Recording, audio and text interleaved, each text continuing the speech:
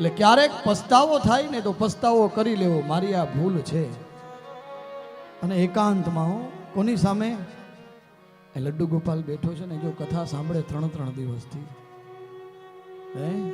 એની કથા એ જ સાંભળે છે. આપણે મનુષ્ય છે, આપણે એની કથા એને સંભળાવીએ, એ લાલાને સંભળાવીએ.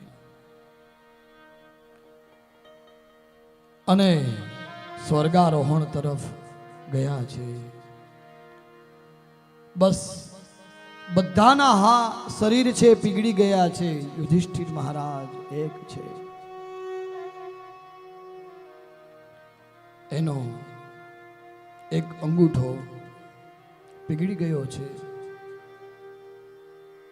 યુધિષ્ઠિર મહારાજનો અંગૂઠો પીગળી ગયો એનું કારણ બતાવ્યું છે ભાગવતજીમાં. એક વખત જીવનમાં ખોટું બોલ્યા, નરોવા કુંજરોવા. અસ્વસ્થામાં નામનો હાથી મરાયો કે અસ્વસ્થામાં પોતે હણાયો એ મને ખબર નથી. માટે નરોવા કુંજરોવા, એક વખત ખોટું બોલ્યા તો એક બલિદાન દેવું પડ્યું. આપણે કેટલું ખોટું બોલીએ છીએ. એટલે તો પહેલા જ દિવસે કીધું તું એક વખત ખોટું બોલો તો આ જીવન બોલવું પડે. બેટા તું ક્યાં ગયો તો કે કોલેજ. જો હવે એ કોલેજમાં બંક મારી અને મારી પાસે ખોટું બોલે તો એને કાયમ યાદ રાખવું પડે કે હું મારા પપ્પા પાસે ખોટું બોલ્યો.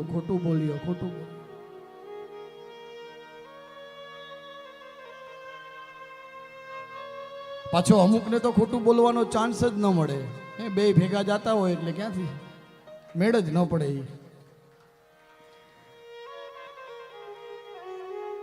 એ છે ને આમાં.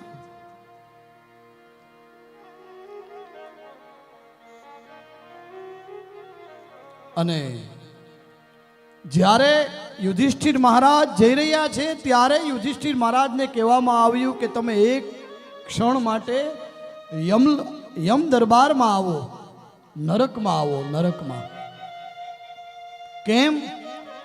તો કે તમે નરકમાં આવશો ને તો નરકમાં યુગોથી જે પીડાઈ રહ્યા છે ને તમારા દર્શનથી એ બધા એ સજામાંથી છૂટી જશે. ત્યારે યુધિષ્ઠિરે કીધું કે જો મારા દર્શનથી નરકમાં પડેલા બધા જ માંથી છૂટી જતા હોય ને તો હું આ જીવન નરકમાં રહેવા તૈયાર છું.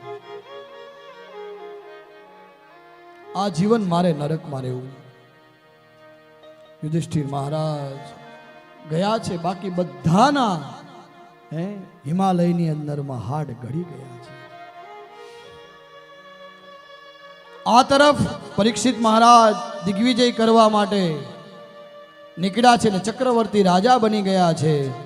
એક દિવસ રાજા તરીકે નીકળ્યા છે. જોયું તો એક કાળો પુરુષ એક બળદના પગ ઉપર ચાબુક મારી રહ્યું છે. એક ગાય ઊભી છે અને એક બળદ ઊભો છે. એને રૂપક કહેવાય. રૂપક સમજી ગયા ને? રૂપક અર્થ રૂપક એટલે એવું ચિત્ર બતાવ્યું છે ત્યાં આવી રીતે.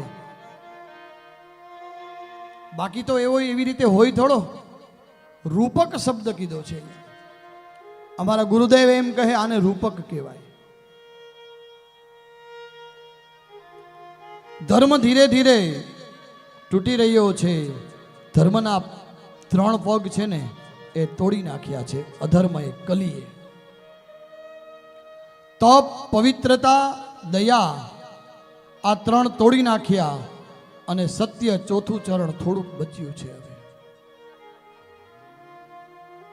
પરીક્ષિત મહારાજે કલીને કીધું તું મારા રાજ્યમાં, તો કે મહારાજ મારો સમય આવી ગયો, હવે ખાલી કરો ગાદી. અને પછી તો ઘણા બધા આજીજી કરીને સ્થાન માગ્યા. એમાંથી સ્થાન આપ્યું છે જુગાર, પાનમ, લંપટ, સ્ત્રી, અધર્મ અને છેલ્લે બહુ એકદમ વિનંતી કરી ત્યારે કીધું અનિતિનું સોનું. એ જ સમયે જ્યારે પરીક્ષિત મહારાજ નીકળ્યા છે અને કીધું છે કે અનિતિનું સોનું, અને બીજે દિવસે જ્યારે નીકળ્યા ત્યારે સરસ મજાનો સોનાનો મુગટ પહેરી નીકળે. એ સોનાનો મુગટ હતો જરાસંધનો.